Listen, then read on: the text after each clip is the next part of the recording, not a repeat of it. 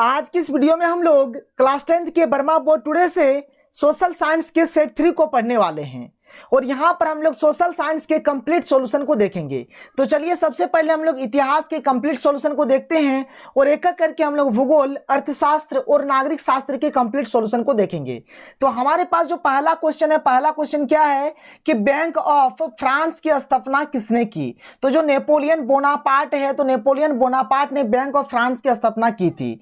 हमारे पास जो अगला क्वेश्चन है, क्वेश्चन नंबर 2 क्या है कि यंग इटली सोसाइटी की स्थापना किसने की थी? तो ये जो यंग इटली सोसाइटी है ये क्या है? एक गुप्त संगठन है, ठीक है। तो इसकी स्थापना किन्होंने किया था? तो मेजिनी। देखिए कहीं कहीं पर मेजिनी लिखा हुआ होता है, तो इससे आप कंफ्यूजन नहीं होइए, ठीक है। दोनों का मतलब एक ही होता है, मेजिनी लिखा रहे मेजिनी लिखा रहे तो दोनों का मतलब एक ही होता है। और एक चीज जान लीजिए, ये जो क्वेश्चन है ये आपके मतलब जैक का जो मॉडल सेट 2 आया है यहां पर भी ये क्वेश्चन दिया गया है, यानी कि एक बहुत इंपॉर्टेंट क्वेश्चन है।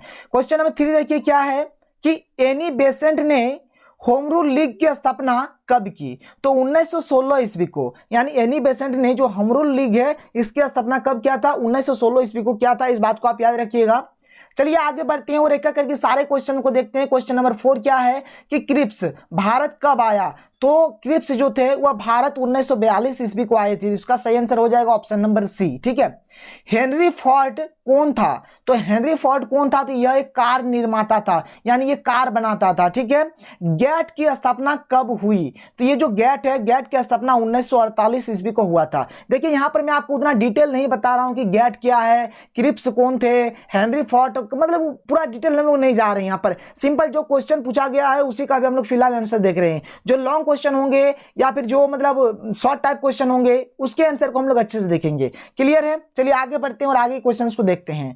क्वेश्चन नंबर 7 हमारे पास क्या है कि भारत का पहला लौह एवं इस्पात संयंत्र, यहां पर एक खाली स्थान है, में स्थापित किया गया। बंबई या फिर जमशेदपुर? तो जमशेदपुर में स्थापित हुआ था भारत का पहला लौह एवं इस्पात संयंत्र। क्लियर है?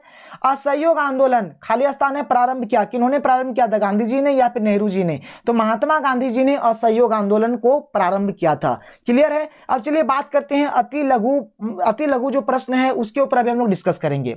तो हमारे पास जो पहला क्वेश्चन है, क्वेश्चन नंबर 9 क्या है? फ्रेडरिक सरियू कौन था? तो फ्रेडरिक सरियू कौन था? तो यह एक फ्रांसीसी चित्रकार था, मतलब फ्रांस के एक चित्रकार थे, ठीक है। 1848 ईस्वी में उसने चित्रों की श्रृंखला के माध्यम से गणतंत्र, स्वतंत्रता, ज्ञानोदय, राष्ट्र आदि के आदर्शों को प्रस्तुत किया। मतलब ये जो फ्रेडरिक सरियू है इन्होंने 1848 ईस्वी में क्या किया? मतलब चित्रों की मदद से लोगों को जागरूक किया, गणतंत्र के लिए, स्वतंत्रता के लिए, अपने देश की आजादी के लिए लोगों को एकजुट किया, ठीक है। क्वेश्चन नंबर 10 देखिए क्या है कि गांधी इरविन समझौता की 2 प्रमुख विशेषताएं लिखें, ठीक है। एक मतलब गांधी इरविन समझौता था, तो ये जो गांधी इरविन समझौता है इसके 2 प्रमुख विशेषता आपको बताने हैं, ठीक है। तो गांधी इरविन समझौता के साथ ही गांधी जी ने दूसरे गोलमेज सम्मेलन में हिस्सा लिया और ये जो गोलमेज सम्मेलन है इसके बारे में मैंने आपको सेट 2 में अच्छे तरीके से बताया था। इस समझौते की मुख्य विशेषताएं थी, क्या थी कि सरकार सभी कैदियों को छोड़ने के लिए तैयार हो गई जिनके विरुद्ध हिंसा से जुड़ा कोई मामला नहीं था। बात समझ में आया कि मतलब वैसे कैदी जिनके मतलब विरुद्ध हिंसा से जुड़ा कोई मामला नहीं था, वैसे कैदी को सरकार मतलब रिहा करने के लिए राजी हो गई। गांधी जी को प्रतिनिधि के रूप में भेजा गया और वहां पर गांधी जी को प्रतिनिधि के रूप में भेजा गया। देखिए ये जो 2 क्वेश्चन था इसके आंसर को मैंने हुबहू किताब जैसा ही रख दिया क्योंकि ये सिंपल सा क्वेश्चन था, कोई दिक्कत वाली बात नहीं था, आपको समझ में आ जाता, ठीक है। चलिए आगे बढ़ते हैं और आगे के जो क्वेश्चंस है मैं आपको एकदम अपने तरीके से बताऊंगा। अब ये जो क्वेश्चन है देखिए क्वेश्चन नंबर 11 क्या है कि ईस्ट इंडिया कंपनी ने भारत में बुनकरों पर निगरानी रखने के लिए गुमास्तों को नियुक्त किया था, व्याख्या करें। और इस क्वेश्चन के आंसर को मैंने आपको सेट 2 में बता दिया है। बर्मा बोर्ड टुडे का जो सेट 2 था वहां पर मैंने आपको बता दिया है, इसलिए मैं इस क्वेश्चन के आंसर को यहां पर बताने वाला नहीं हूं। अगर आपने नहीं देखा तो आप वहां पर चल जाइए और वहां से आप देख लीजिए।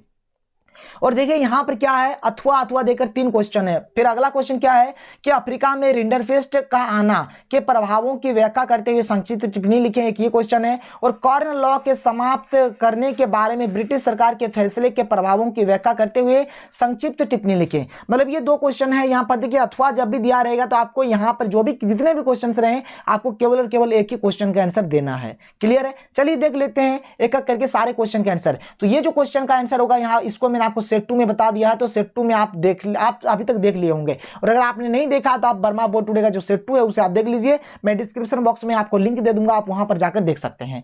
चलिए यहाँ पर बात करते हैं सर की जो क्वेश्चन है कि अफ्रीका में रिंडरपेस्ट का आना के प्रभावों की व्याख्या करते हुए संक्षिप्त टिप्पणी लिखें। देखिए रिंडरपेस्ट क्या है, तो रिंडरपेस्ट पशुओं में फैलने वाली एक खतरनाक बीमारी है। क्लियर है, मतलब ये जो रिंडरपेस्ट है ये पशुओं में ये बीमारी फैलता है।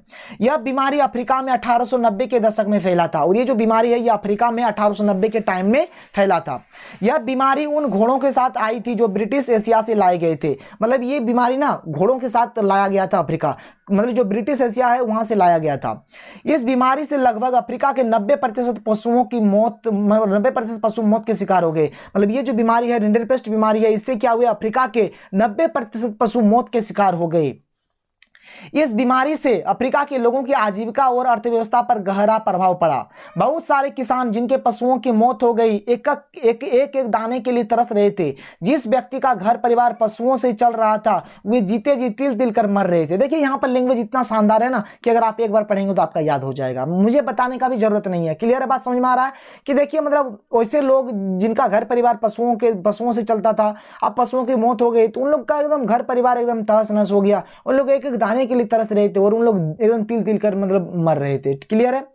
अब अफ्रीका के लोगों के पास खानों और बागानों में मजदूरी करने के अलावा और कोई चारा नहीं था। बात समझ में आया कि मतलब अफ्रीका के लोगों के पास अब कोई भी मतलब ऐसा साधन नहीं था कि उन लोग रोजगार कर सके, इसलिए अब उनके पास खानों मतलब कोई भी खदान है या फिर बागानों में मजदूरी करने के अलावा कोई भी चारा नहीं था।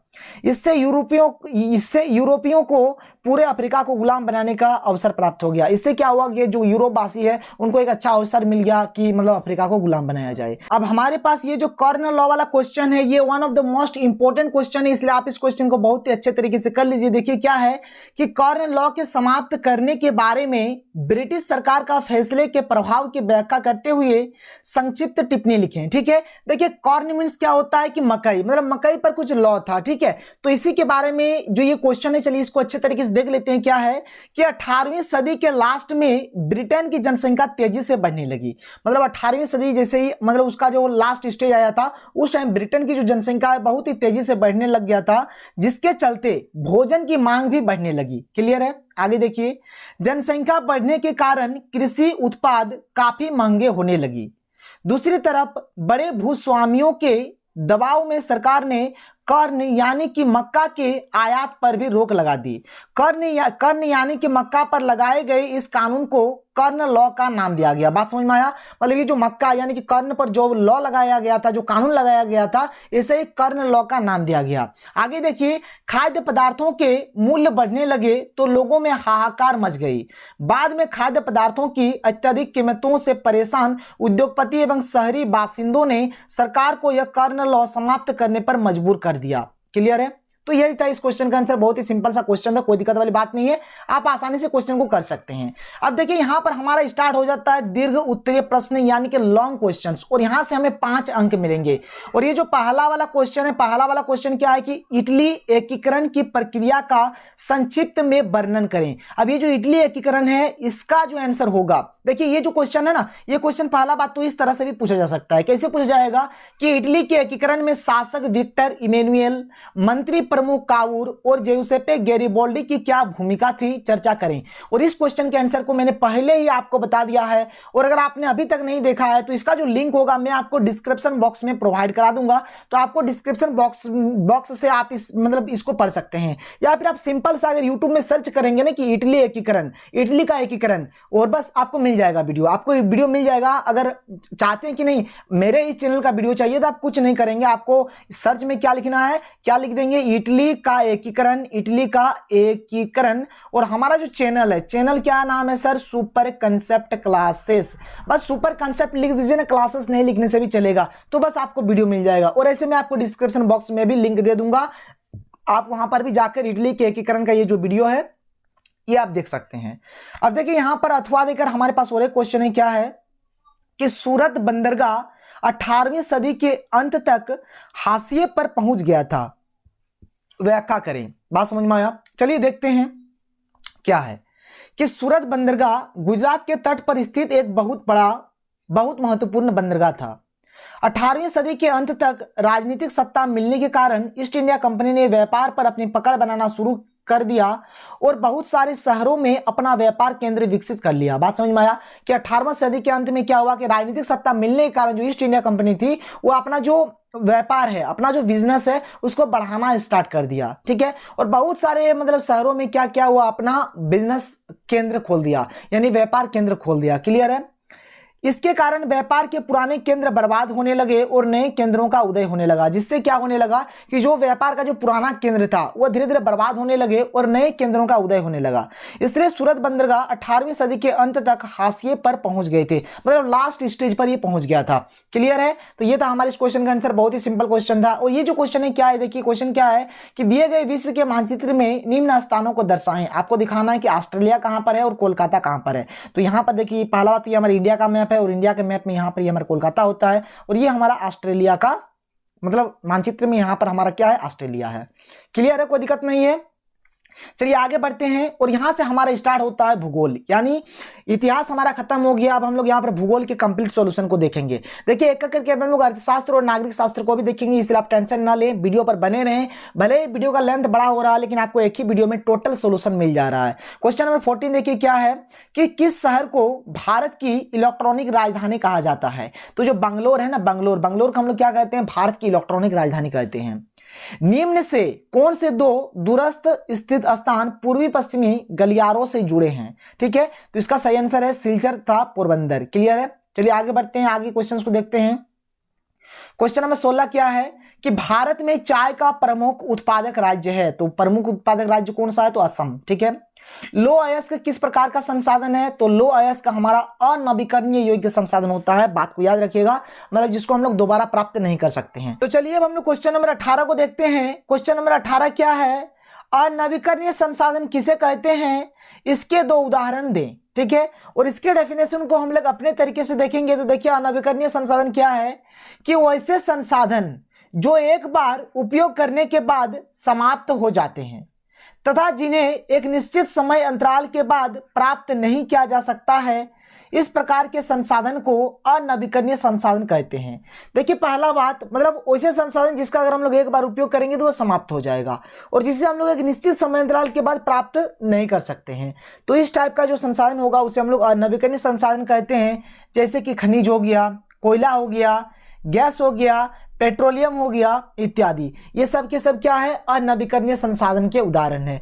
क्लियर है। लेकिन यहाँ पर आपको केवल और केवल 2 ही उदाहरण देना है, तो आप यहाँ पर ये 4 में से कोई भी 2 उदाहरण दे सकते हैं। तो चलिए बढ़ते हैं आगे और देखते हैं अगले क्वेश्चन को। अगला क्वेश्चन हमारे पास क्या है, क्वेश्चन नंबर 19, पूर्वी तट के नदी डेल्टाओं पर किस प्रकार की मृदा पाई जाती है। इस प्रकार की मृदा की 3 मुख्य विशेषताएं क्या है। ठीक है, तो देखिए जो हमारा पूर्वी तट का जो नदी डेल्टा होता है वहां पर जलोढ़ मृदा पाई जाती है। तो देखिए यहाँ पर लिखा है कि पूर्वी तट के नदी डेल्टाओं में जलोढ़ मृदा पाई जाती है। इस प्रकार की मृदा की मुख्य विशेषताएं हैं। यहाँ पर आपको 3 विशेषताएं लिखना है। तो देखिए 3 विशेषताएं क्या क्या है कि जलोढ़ मिट्टी का निर्माण नदियों द्वारा लाए गए अवसादों से होता है। क्लियर है। जलोढ़ मृदा का निर्माण किस प्रकार से होता है, तो नदियों द्वारा लाए गए अवसादों से होता है। एक पॉइंट। जलोढ़ मिट्टी सभी फसलों के लिए उपयुक्त होती है और काफी उपजाऊ होती है। मतलब ये जो जलोढ़ मिट्टी है ना, ये लगभग सभी फसलों के लिए उपयुक्त है और ये बहुत ही ज्यादा उपजाऊ होती है। मतलब इसमें अगर हम लोग फसल रोपेंगे तो बहुत ही अच्छा खासा फसल होगा हमारा। अगला पॉइंट क्या है कि यह देश की महत्वपूर्ण मृदा है जो देश के एक विस्तृत क्षेत्र में फैली हुई है। बात समझ में आया। मतलब ये जो जलोढ़ मृदा है ना, ये एक बहुत ही महत्वपूर्ण मृदा है। एक्चुअल में क्या है कि जलोढ़ मृदा मतलब देश के हर एक क्षेत्र में लगभग जलोढ़ मृदा ही पाई जाती है। ठीक है, ये था क्वेश्चन नंबर 19। देखिए इसका आंसर मैंने किताब वाला ही रख दिया क्योंकि किताब वाला जो आंसर है ना बहुत अच्छा हमको लगा। मतलब सिंपल सा लैंग्वेज है, कोई हार्ड लैंग्वेज यहाँ पर नहीं है। ठीक है, आगे बढ़ते हैं। क्वेश्चन नंबर 20 को देखिए कि भारत में कोयले के वितरण पर प्रकाश डालें और इसके आंसर को मैं अपने तरीके से बताऊंगा, अपने लैंग्वेज में बताऊंगा। तो देखिए क्वेश्चन क्या है कि भारत में कोयले के वितरण पर प्रकाश डालें। इसके उत्तर को देखिए कि कोयला एक बहुत ही महत्वपूर्ण खनिज है। भारत के अधिकतर लोग कोयला को जलाकर खाना पकाते हैं। मतलब ये जो कोयला है ना, ये एक बहुत ही महत्वपूर्ण खनिज है। क्यों महत्वपूर्ण है, क्योंकि भारत के मैक्सिमम लोग कोयला को ही जलाकर खाना पकाते हैं। इसका उपयोग बहुत सारे बड़े बड़े उद्योगों में किया जाता है। भारत में लगभग 21,400 करोड़ टन कोयले का भंडार है। आजकल भारत में हर साल 33 करोड़ टन कोयला निकाला जाता है। देखिए भारत में कितना कोयला है, तो 21,400 करोड़ टन कोयला है और हर साल लगभग 33 करोड़ टन कोयला निकाला जाता है। क्लियर है, आगे बढ़े। भारत में एंथ्रेसाइट, बिटुमिनस, लिग्नाइट इत्यादि प्रकार के कोयला पाए जाते हैं। हमारे धनबाद को भारत की कोयला नगरी तथा कोयला राजधानी के नाम से जाना जाता है। अगर देखिए आप धनबाद से हैं तो आप लिखिए हमारे धनबाद, और अगर आप धनबाद से नहीं है तो केवल और केवल आप धनबाद लिख दीजिए, हमारे लिखने की जरूरत नहीं है। ठीक है, तो मैं धनबाद से बिलोंग करता हूं और ऐसे बच्चे जो धनबाद से बिलोंग करते हैं तो आप लोग लिख लीजिएगा, और जो बच्चे धनबाद से बिलोंग करते हैं कॉमेंट बॉक्स में लिखिएगा कि हम लोग धनबाद से हैं। और ऐसे आप जो भी जहां से भी बिलोंग करते हैं आप नीचे कॉमेंट बॉक्स पे लिख सकते हैं। आप कहीं से भी हो लेकिन झारखंड से तो आप जरूर होंगे, तभी ना आप झारखंड बोर्ड की इस मतलब वीडियो को देख रहे हैं। तो आप जहां से भी आप चाहे तो कमेंट कर सकते हैं। चलिए आगे बढ़ते हैं। भारत में कोयला झारखंड, मध्य प्रदेश, छत्तीसगढ़, उड़ीसा, पश्चिम बंगाल, महाराष्ट्र, आंध्र प्रदेश, उत्तर प्रदेश इत्यादि से निकाला जाता है। और देखिए भारत में कोयला कहां कहां से निकाला जाता है ये लिखा हुआ है। आगे बढ़ें, चलिए अगले क्वेश्चन को देखते हैं। अगला क्वेश्चन देखिए अथवा में है, क्या है कि जीवन में जल के महत्व का वर्णन करें। अब देखिए जैसे हम सभी जानते हैं कि जल है तो कल है, जल ही जीवन है और जल का तो महत्व बोलना ही नहीं होगा। तो जब इसके उत्तर को जब आप लिखेंगे तो सबसे पहले तो आप दो डायलॉग लिख लीजिए। एक लिखेंगे क्या, जल है तो कल है। ठीक है, जल है तो कल है, ये एक डायलॉग लिख लीजिए आप, और यहां पर लिखेंगे जल है तो कल है। ठीक है, और जल ही जीवन है, ये दो चीज तो आप जरूर लिखिए, जल ही जीवन है। क्लियर है, बात समझ में आया? ठीक है, अब बात करते हैं कि जल का जीवन में क्या महत्व है। तो देखिए पहला महत्व, जल मनुष्यों, पौधों और जंतुओं के अस्तित्व तथा विकास के लिए आवश्यक है। जल मनुष्यों के लिए भी आवश्यक है, पौधों और जीव जंतुओं के लिए भी आवश्यक है। अगर जल नहीं है तो कल नहीं है। समझ में आया? सॉरी, आगे देखते हैं। जल समुद्री मार्ग के रूप में यातायात का महत्वपूर्ण साधन होता है। अब देखिए कि जो जल है यह समुद्री मार्ग के लिए भी क्या है, एक बहुत ही महत्वपूर्ण यातायात साधन है। जल सिंचाई का साधन होता है। जल मनुष्य को पीने, खाना बनाने, कपड़े धोने तथा अन्य घरेलू कार्यों के लिए उपयोग में लाए जाते हैं। जल से जल विद्युत बनाई जाती है। देखिए जल का बहुत सारा उपयोग है, और ये दो डायलॉग तो आप लिखिएगा जरूर से जरूर, मतलब भूलना नहीं है आपको, तब आपको अच्छा मार्क्स मिलेगा। आगे बढ़ते हैं अगले क्वेश्चन को देखिए। अगला क्वेश्चन क्या है कि जल संसाधनों का संरक्षण एवं प्रबंधन क्यों आवश्यक है, इसके लिए क्या करना होगा। मतलब देखिए जो जल संसाधन है इसका हम लोग संरक्षण करेंगे, प्रबंधन करेंगे, तो क्यों करेंगे, मतलब ये क्यों आवश्यक है। बात समझ में आया? अब देखिए जैसे कि सिंपल सा एक फंडा है कि जल है तो कल है, अभी हमने जाना जल ही जीवन है। अब जल सभी के लिए आवश्यक है, चाहे वो मनुष्य हो, चाहे वो जीव जंतु हो, चाहे वो पेड़ पौधा हो। तो इसीलिए देखिए पहला बात क्या है कि जल सबके लिए जब जरूरी है तो जल का संरक्षण करना बनता है। और इसके क्या मतलब, इसके लिए क्या करना होगा अभी हम लोग देखेंगे। ठीक है, अगला क्वेश्चन देखिए क्या है अथवा में, कि एक पेय फसल का नाम बताएं तथा उसको उगाने के लिए अनुकूल भौगोलिक परिस्थितियों का विवरण दें। ठीक है, और यहां पर देखिए ये जो दो क्वेश्चन है, दोनों में से कोई भी क्वेश्चन पूछा जाए दोनों का मतलब एक ही होता है। या फिर आपसे पूछा जाएगा कि चाय की कृषि के लिए उपयुक्त भौगोलिक दशाओं का मतलब वर्णन करें। यहां पर इस टाइप का क्वेश्चन है, दशाओं का वर्णन करें, मतलब चाय के कृषि के लिए मतलब किस तरह का मतलब भौगोलिक दशा होना चाहिए, कितना तापमान होना चाहिए, कितना वर्षा होना चाहिए, मतलब आपको बताना है किस प्रकार की मिट्टी में चाय ज्यादा होता है, तो ये चीज आपको बताना है। क्लियर है? और देखिए जब अथवा आएगा ना तो मतलब यहाँ पर देखिए यहाँ पर बड़का जैसा अथवा है, मतलब थोड़ा डीप कलर का है, यानी या तो आप इस क्वेश्चन के आंसर को लिखिए या फिर आप इस क्वेश्चन के आंसर को लिखिए। और ये जो क्वेश्चन है ऊपर वाला और ये जो नीचे वाला क्वेश्चन है, ये दोनों एक ही क्वेश्चन है। क्लियर है, बात समझ में आया? तो चलिए एक एक करके हम लोग दोनों के आंसर को देखते हैं अभी फिलहाल। तो देखिए पहला जो क्वेश्चन था हमारे पास क्या था, जल संसाधनों का संरक्षण एवं प्रबंधन क्यों आवश्यक है, इसके लिए क्या करना जरूरी है, मतलब क्या करना होगा। ठीक है, तो जल जीवन का आधार है। आप लोग यहां पर लिखिएगा कि जल ही जीवन है और जल है तो कल है। दो डायलॉग आपको एकदम याद रखना और लिखना है। पृथ्वी पर जल की उपलब्धता सीमित है। ठीक है, अतः जल का संरक्षण एवं प्रबंधन आवश्यक है। जल का संरक्षण और प्रबंधन इसलिए भी आवश्यक है कि जल की जो सीमित मात्रा उपलब्ध है विभिन्न कारणों से प्रदूषित हो रही है। देखिए जल की मात्रा सीमित है, ठीक है, और अभी जो फिलहाल फैक्ट्री के चक्कर में, मतलब फैक्ट्री से क्या हो रहा है कि मतलब जो भी कचरा होता है, जो भी गंदा चीज होता है उसे पानी में बहा दिया जाता है, जिससे जल प्रदूषित हो रही है, फर्स्ट बात। और जैसे कि हम सभी जानते हैं कि जो हमारा पृथ्वी है, पृथ्वी पर हम सभी जानते हैं कि हमारा 3 भाग जल है और 1 भाग स्थल है, लेकिन फिर भी मतलब पृथ्वी पर पानी की समस्या बनी रहती है। ये इसलिए ऐसा है, देखिए क्योंकि देखिए जो हमारा जल है ना, अधिकतर मात्रा में कहाँ पर है, समुद्र में है। और हम सभी जानते हैं कि समुद्र का जो पानी वो नमकीन है, मतलब यूज करने योग्य नहीं है, मतलब उपयोग के लायक नहीं है। तो बस इन सभी कारणों से हमें क्या करना होगा, जल का संरक्षण करना होगा, जल का प्रबंधन करना होगा। कि वर्तमान में जल संकट एवं गंभीर समस्या बन गई है, जिसका समाधान जल स्रोतों के उचित संरक्षण और प्रबंधन के माध्यम से किया जा सकता है। क्लियर है। अब देखिए कि जल का संरक्षण हम लोग किस प्रकार से करेंगे, तो अधिक जल संग्रह के लिए अधिक जलाशयों का निर्माण करेंगे, मतलब अधिक से अधिक हम लोग डैम का निर्माण करेंगे, अधिक से अधिक बांध बनाएंगे। ठीक है। भूमिगत जल में वृद्धि करना, मतलब जो भूमजल स्तर है उसमें हम लोग क्या करेंगे, वृद्धि करेंगे। नदी जल ग्रिड बनाना, वर्षा जल का संग्रहण करना, जल संरक्षण यहाँ पे लिखिए, जल संरक्षण तकनीक को अपनाना, जल संरक्षण तकनीक को अपनाना। यहाँ पे संरक्षण होगा, थोड़ा यहाँ पे प्रिंटिंग मिस्टेक है, कोई दिक्कत वाली बात नहीं है। जल संरक्षण तकनीक को अपनाना। क्लियर है। तो इस प्रकार से हम लोग ये कदम उठाकर हम लोग जल का संरक्षण कर सकते हैं।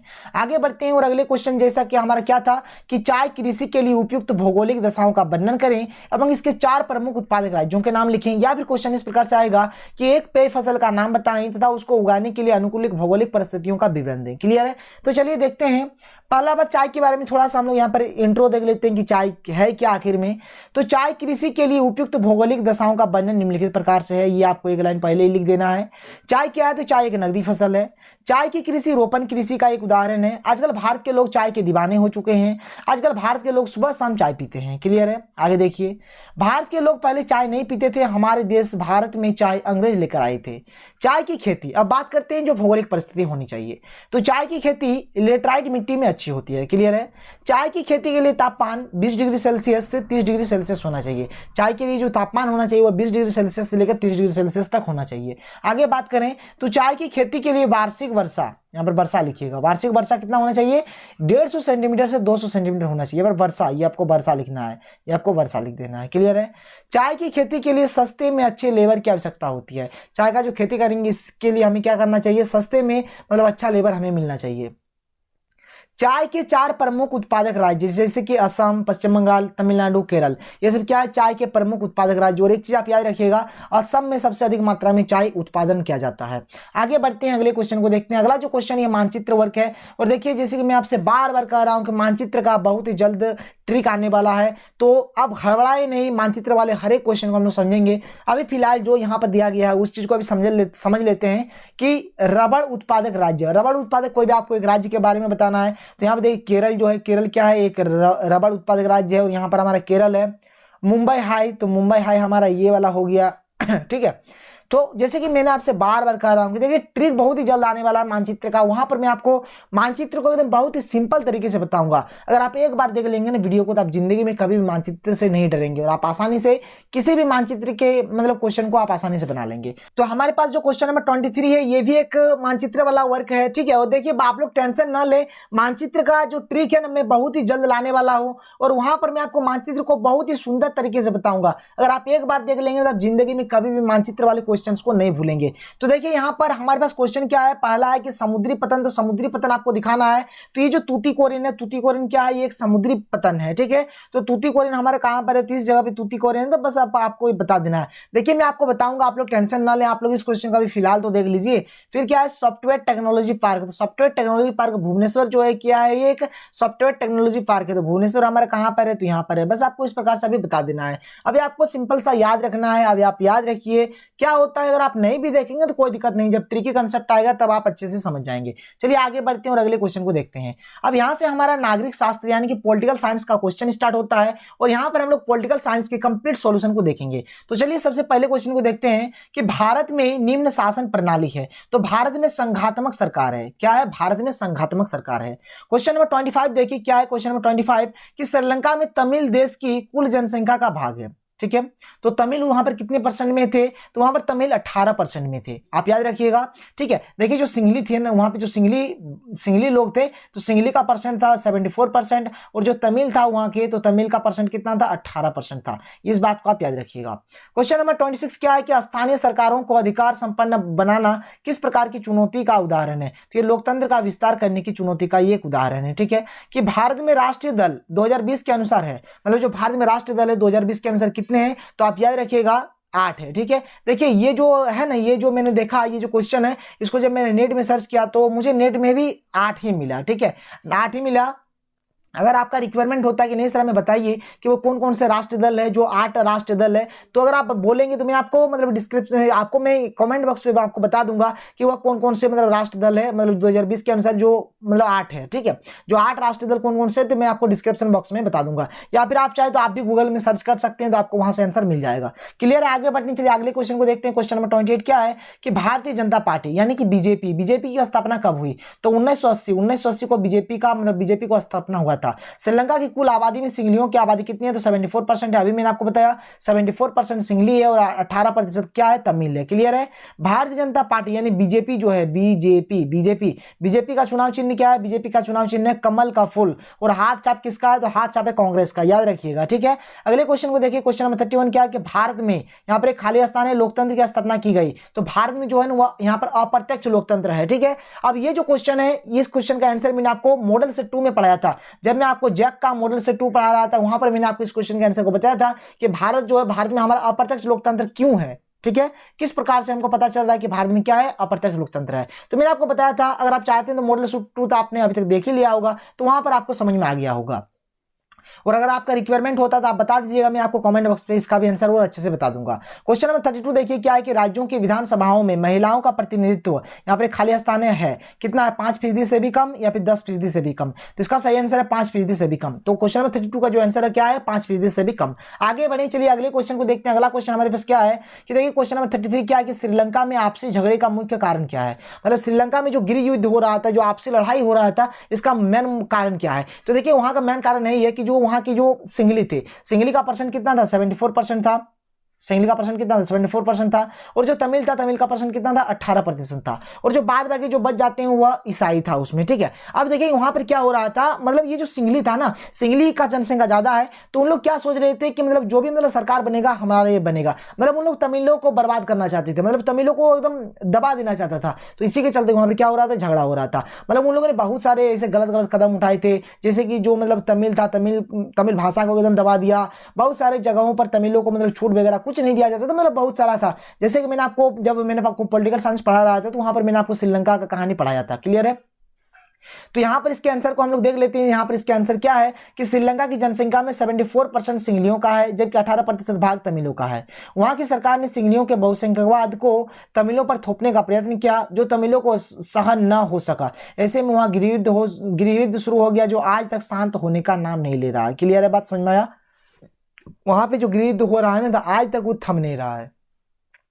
लोकतांत्रिक सरकार के 2 गुण लिखें। देखिए लोकतांत्रिक सरकार मतलब क्या होता है कि जो लोगों द्वारा जो मतलब जो शासक चुना जाता है, उसे हम लोग लोकतांत्रिक सरकार कहते हैं। जो हमारा देश भारत है, यह एक लोकतांत्रिक देश है, ठीक है। अब इसका देखिए 2 गुण क्या क्या है कि यह सरकार लोगों द्वारा चुनी गई होती है, चुनाव में जो जीतता है वही अपनी सरकार बनाता है। देखिए कितना सुंदर है।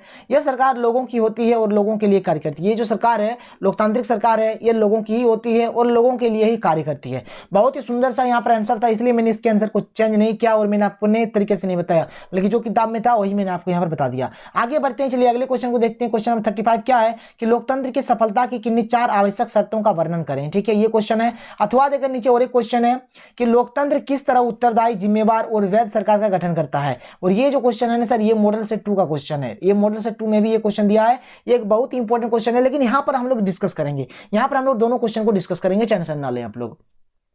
और जब अथवा का बात आता है तो या तो आप ऊपर वाले क्वेश्चन का आंसर दीजिए या फिर आप नीचे वाले क्वेश्चन का आंसर दीजिए, मतलब दोनों में से कोई आपको एक क्वेश्चन का आंसर देना है, ठीक है। चलिए एक करके हम लोग फिलहाल दोनों क्वेश्चन के आंसर को देख लेते हैं। तो देखिए लोकतंत्र व्यवस्था की सफलता की आवश्यक शर्त निम्नलिखित है। पहला, मौलिक अधिकार, कि लोकतंत्र में अपने नागरिकों को मौलिक अधिकार दिए जाते हैं जिससे वे उन अधिकारों का उपयोग कर समाज में श्रेष्ठ नागरिक बनते हैं। देखिए कोई भी मतलब देश का लोकतंत्र है वहां पर उनका एक मौलिक अधिकार होता है, ठीक है। इससे क्या होता है कि जो देश के नागरिक है वो मौलिक अधिकार का यूज करे और अपने देश का श्रेष्ठ नागरिक बने। शिक्षित जनता, लोकतंत्र की आवश्यक बातों में शिक्षित जनता का होना अति आवश्यक है। शिक्षित जनता को ही अपने अधिकार और कर्तव्यों का ज्ञान होता है, वो देश की समस्याओं को समझ सकते हैं और हल करने की कोशिश करते हैं। क्लियर है। आर्थिक समानता, यदि हम लोकतंत्र को मजबूत करना चाहते हैं तो जनता के बीच आर्थिक समानता होनी चाहिए। बात समझ में आया, मतलब जनता के बीच आर्थिक समानता होना ही चाहिए। क्लियर है। आगे देखिए, प्रेस की स्वतंत्रता, यानी प्रेस की स्वतंत्रता लोकतंत्र का चौथा स्तंभ है, अतः इसकी स्वतंत्रता सुनिश्चित करके ही लोकतंत्र को मजबूत किया जा सकता है। यदि प्रेस स्वतंत्र होगा तो सरकार की गलत नीतियों का भंडाफोड़ करके जनता के सामने प्रस्तुत करेगा, साथ ही सरकार की नीतियों को जनता के सामने व्यापक रूप में रखेगा। इस प्रकार वह जनता और सरकार के बीच कड़ी का काम करेगा, जिससे लोकतंत्र मजबूत होगा। क्लियर है। बहुत ही सिंपल तरीके से मैंने आंसर को लिखा, अगर आप एक बार पढ़ेंगे तो आपका याद हो जाएगा। आगे बढ़ते हैं, अगले क्वेश्चन को देखते हैं। जैसे कि हमारा जो अगला क्वेश्चन था कि लोकतंत्र किस प्रकार से एक उत्तरदायी, जिम्मेदार और वैध सरकार का गठन करता है या फिर निर्माण करता है। देखिए, लोकतंत्र एक उत्तरदायी, जिम्मेदार और वैध सरकार का निर्माण करती है। कैसे? पहले उत्तरदायी सरकार बात कर लेते हैं कि लोकतंत्र एक उत्तरदायी सरकार है क्योंकि यह लोगों की सरकार है, लोगों द्वारा बनाई गई है तथा लोगों के लिए है। लोग सरकार बनाने के लिए अपने प्रतिनिधियों का चुनाव करते हैं तथा प्रतिनिधि लोगों के प्रति जिम्मेदार होते हैं। लोगों का अधिकार है कि अगर वह प्रतिनिधियों के कामकाज से संतुष्ट नहीं है तो ये अपने प्रतिनिधि बदल सकते हैं। क्लियर समझ में आया? बहुत ही सिंपल तरीके से मैंने आंसर को लिखा है, अगर आप एक बार पढ़ेंगे तो आपका याद हो जाएगा। चलिए आगे बढ़िए, अगले पॉइंट को देखते हैं। जैसे कि जिम्मेदार सरकार, ठीक है, क्या है कि लोकतंत्र ही है जिसमें सरकार जिम्मेदारी से काम करती है और लोगों के हितों का ध्यान रखती है। मतलब लोकतंत्र में क्या होता है, जो सरकार होते हैं वो जिम्मेदारी उठाते हैं, ठीक है, और लोगों के हितों का ध्यान रखते हैं। लोकतंत्र में लोगों को यह जानने का अधिकार है कि सरकार क्या कामकाज कर रहे हैं। ऐसा अक्सर गैर लोकतंत्र सरकार में नहीं होता है। मतलब लोकतंत्र सरकार में क्या होता है कि लोगों को जानने का पूरा हक है कि जो सरकार है वो क्या क्या काम कर रहे हैं, और गैर लोकतंत्र सरकार में ऐसा कुछ भी नहीं है। वैध सरकार, देखिए कि लोकतंत्र ही सरकार की वैधता को संभव बनाता है। जब कोई भी सरकार अल्पतम में आ जाती है तो उसे त्यागपत्र देना पड़ता है क्योंकि उसकी वैधता समाप्त हो जाती है। अगली सरकार तभी अस्तित्व में आती है जब वो अगले चुनाव में अपना बहुमत प्राप्त कर लेती है। क्लियर है? समझ में आ रहा है? अगर नहीं समझ में आ रहा है तो आप कमेंट करें, मैं आपको फिर से और अच्छे तरीके से बताऊंगा, लेकिन इतना तो गारंटी है कि आपको समझ में जरूर आएगा। चलिए, अगर वाकई में आपको वीडियो पसंद आ रहा है, समझ में आ रहा है, तो एक लाइक कर दे और एक सुंदर सा कमेंट करना ना भूलें। चलिए आगे बात करते हैं, अगले क्वेश्चन को देखते हैं। अगला क्वेश्चन क्या है, क्वेश्चन नंबर 36 कि राजनीतिक दलों को कैसे सुधारा जा सकता है, पहला। अथवा देखिए दूसरा क्वेश्चन क्या है कि राजनीतिक दल अपना कामकाज बेहतर ढंग से करें, इसके लिए उन्हें मजबूत बनाने के लिए 4 सुझाव दें। देखिए दोनों का दोनों क्वेश्चन आपका सेम टू सेम वही है, ठीक है। या तो आपको ऊपर वाला क्वेश्चन पूछा जाए एग्जाम में या फिर नीचे वाला क्वेश्चन पूछा जाए, तो दोनों का मतलब एक ही है। दोनों क्वेश्चन यहाँ पर सेम टू सेम है। क्लियर है? ऊपर वाला पूछे फिर भी आपको वही आंसर लिखना है, नीचे वाला क्वेश्चन आए फिर भी आपको वही आंसर लिखना है। तो चलिए इसके आंसर को देख लेते हैं। क्या होगा कि राजनीतिक दल में जो भी सदस्य बने वह अपनी संपत्ति का ब्यौरा पार्टी और सरकार के समक्ष उपलब्ध कराएं, तभी राजनीतिक जो दल है वह सही ढंग से चलेगा। यदि सदस्य बनने के समय उपलब्ध नहीं कराते हैं फिर भी चलेगा, लेकिन पद प्राप्त के समय ब्यौरा उपलब्ध कराना चाहिए। मतलब कोई भी राजनीतिक दल में कोई भी सदस्य है तो अपना जो संपत्ति है, अपना जो प्रॉपर्टी है, उसका एक ब्यौरा तैयार करे और वह उस ब्यौरा को पार्टी को और सरकार के समक्ष पेश करें। अगर मान के चलिए जिस टाइम सदस्य बनता है उस टाइम अगर नहीं भी करता है कोई दिक्कत नहीं है, लेकिन जिस टाइम वो किसी पद को ग्रहण करेगा उस टाइम कराना जरूरी है, ठीक है। चुनाव प्रक्रिया में घर घर जाकर वोट मांगने की प्रथा बंद होनी चाहिए। बात समझ में आया? जो चुनाव के टाइम क्या होता है, घर घर जाकर जो वोट मांगा जाता है, यह प्रथा बंद होना चाहिए। केवल टीवी से संदेश देने का कार्य किया जाना चाहिए। मतलब टीवी से ही केवल आपको संदेश देने का मतलब आदेश दिया जाना चाहिए, मतलब इस प्रकार का होना चाहिए। अगर ऐसा हुआ तो दारू, मुर्गा, पैसा यह सब लोभ देकर वोट मांगना बंद हो जाएगा। जैसे कि हम सभी जानते हैं आजकल जो वोट होता है वो बिक जाता है, दारू से, मुर्गा से, पैसा से, मतलब ये सब से बिक जाता है। तो अगर इस प्रकार से अगर हो जाए ना तो मतलब ये सब जो चीजें ये सब बंद हो जाएगा।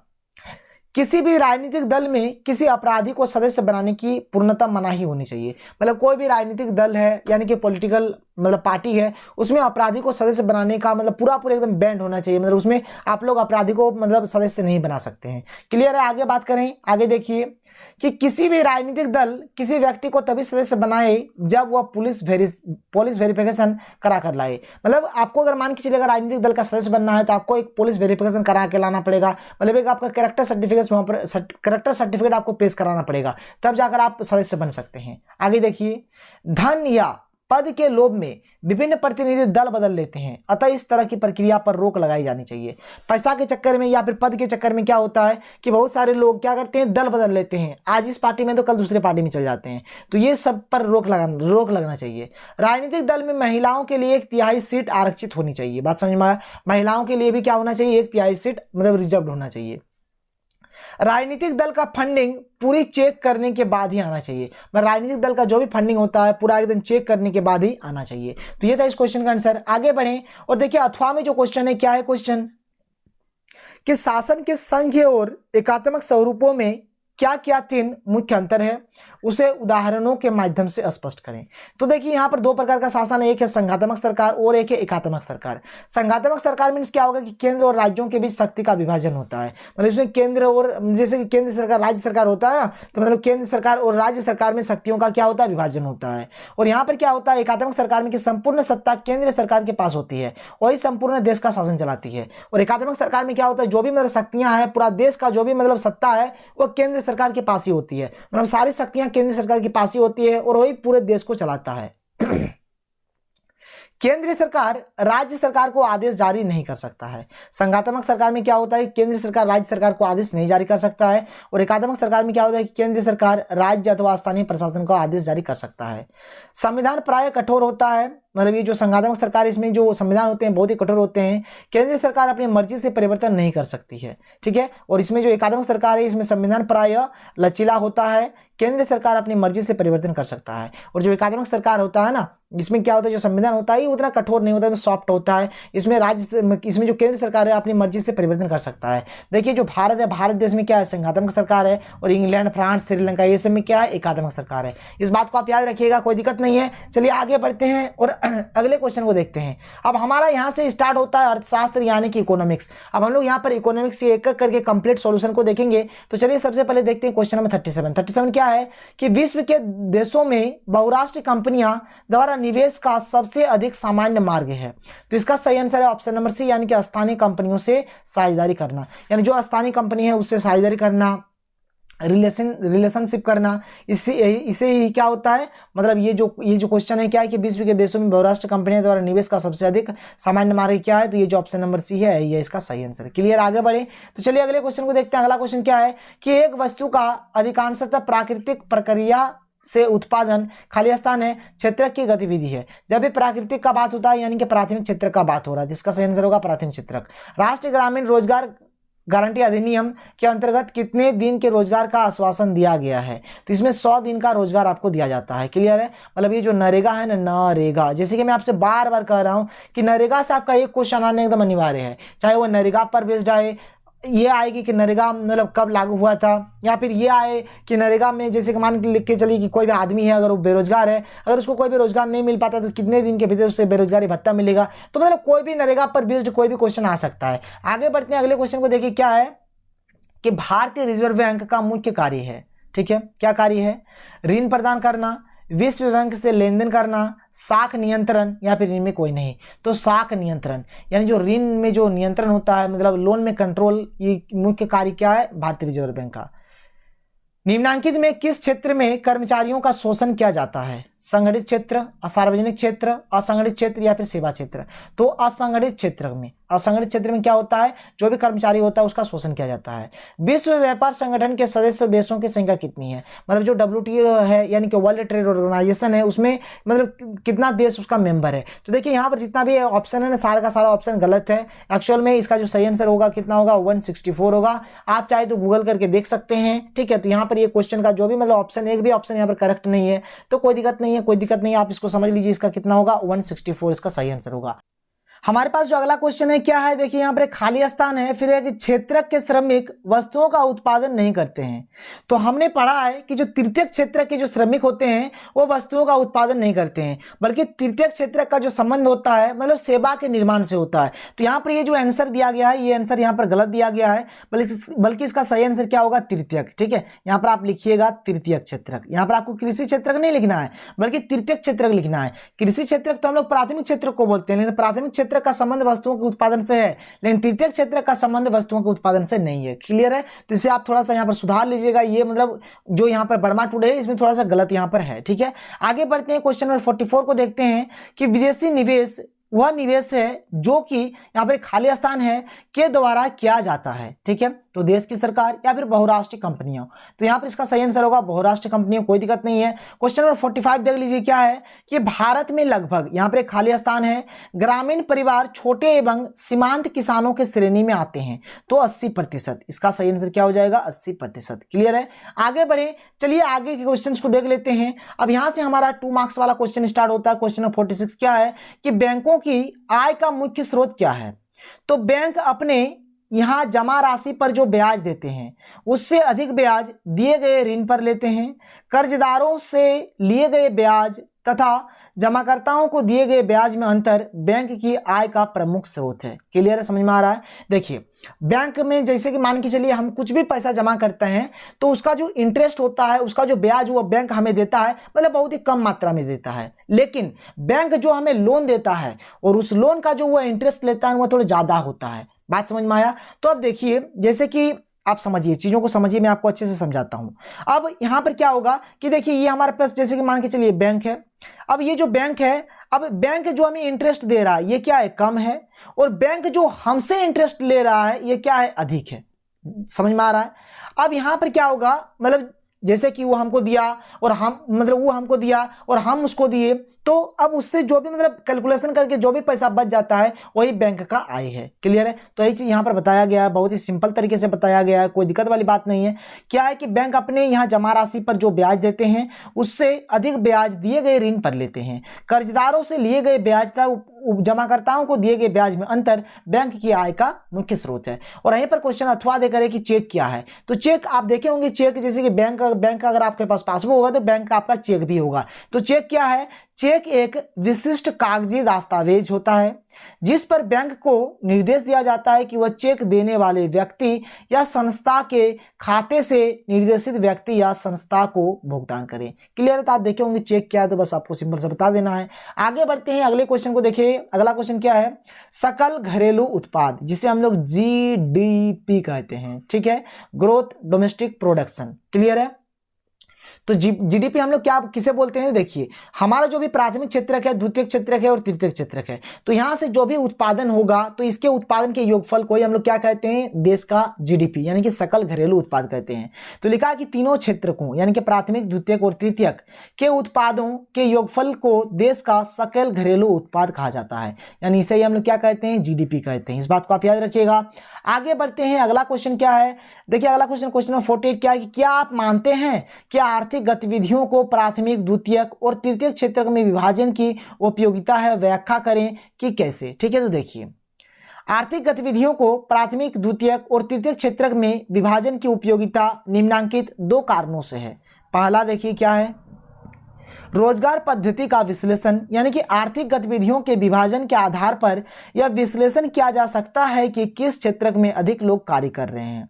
मतलब देखिए, जैसे कि हमारे पास 3 क्षेत्रक है, प्राथमिक क्षेत्रक, द्वितीय क्षेत्रक, तृतीय क्षेत्रक है, तो रोजगार पद्धति का विश्लेषण कर हम लोग पता कर सकते हैं कि किस क्षेत्र में मतलब अधिक लोग कार्य कर रहे हैं, किस क्षेत्र में बेरोजगारी अधिक है तथा अर्थव्यवस्था के किस क्षेत्र में अप्रत्यक्ष बेरोजगारी कितनी मात्रा में है।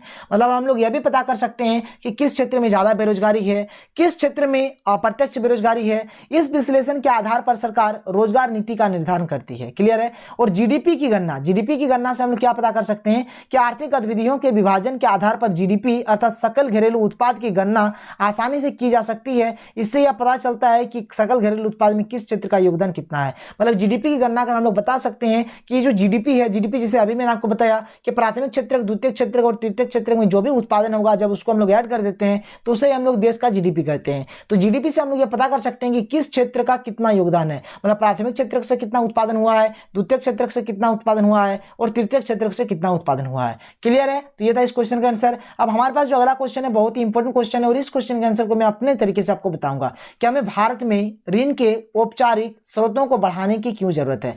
देखिए ऋण दो प्रकार का होता है, एक होता है औपचारिक ऋण और एक होता है अनौपचारिक ऋण। औपचारिक ऋण मीन्स क्या हो गया, जो ऋण हम लोग बैंक से लेते हैं। अनौपचारिक ऋण मीन्स क्या हो गया, जो किसी व्यापारी किसी साहूकार के पास हम लोग लेते हैं, उसे हम लोग अनौपचारिक ऋण कहते हैं। तो देखिए हमारा जो देश भारत है, यहाँ पर एक्चुअल में अधिकतर लोग अनौपचारिक ऋण लेते हैं, लेकिन यहाँ पर क्वेश्चन कह रहा है कि हमें औपचारिक शर्तों को बढ़ाने की जरूरत है। क्यों है, तो देखिए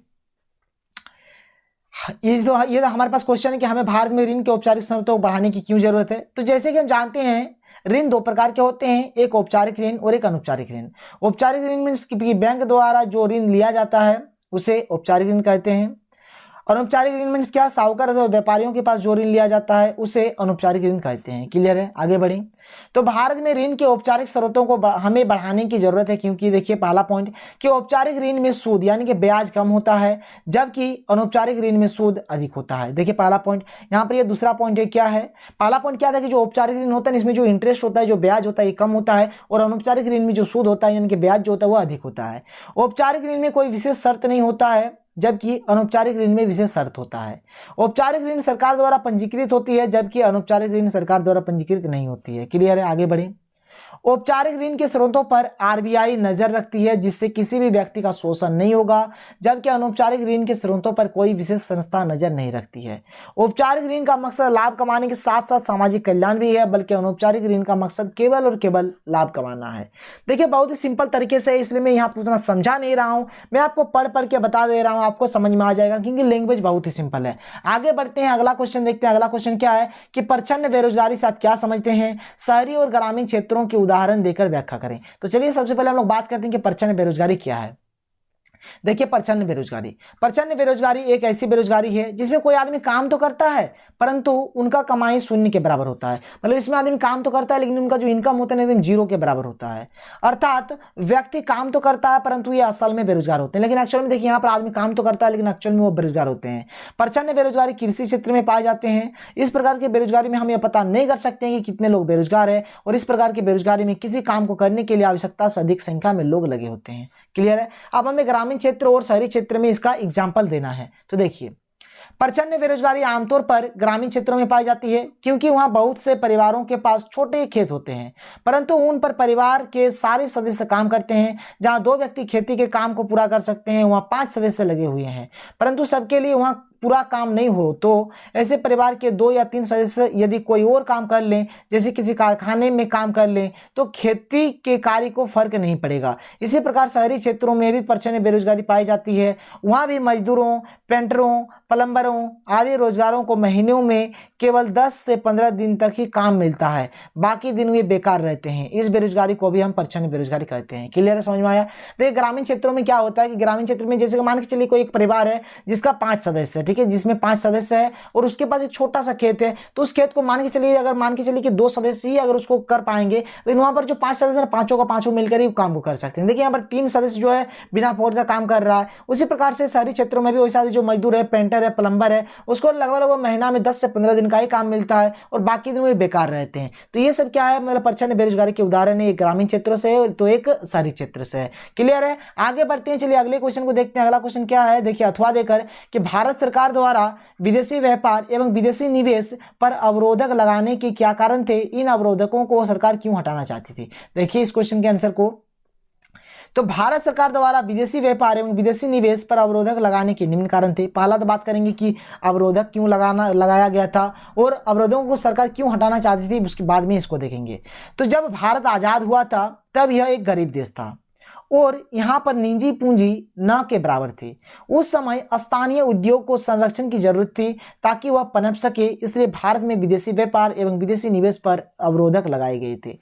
देखिए विदेशी व्यापार विदेशी निवेश मीन्स क्या होता है कि जैसे कोई बाहर का कंपनी यानी विदेश का कंपनी आकर भारत में व्यापार करे और भारत जो है वह विदेश में जाकर व्यापार कर सके। ठीक है, तो यहाँ पर जब भारत जब आज़ाद हुआ था तो आप सभी जानते हैं कि हमारा जो देश था शुरू से ही गुलाम मतलब बहुत कोई बना कर रखे हैं, कभी मुस्लिम तो कभी अंग्रेज, मतलब एक एक करके सबको यहाँ पर गुलाम बना कर रखे हैं, लूट पाट के भारत को ले चल गए। लेकिन जब भारत आजाद हुआ ना तो एक बहुत ही गरीब देश था और यहाँ पर निजी पूंजी ना के बराबर थी। उस समय स्थानीय उद्योग को संरक्षण की जरूरत थी, इसलिए सरकार ने क्या किया, मतलब जो भी विदेशी व्यापार और विदेशी निवेश थे उन पर अवरोधक लगा दिए, ठीक है। लेकिन बाद में क्या, जो भारतीय सरकार है तो दोबारा अवरोधकों को हटाने के निम्न कारण थे। फिर बाद में क्या हुआ कि भारतीय सरकार ने सोचा कि जो अवरोधक हमने लगाया है इस अवरोधक को हटा देंगे।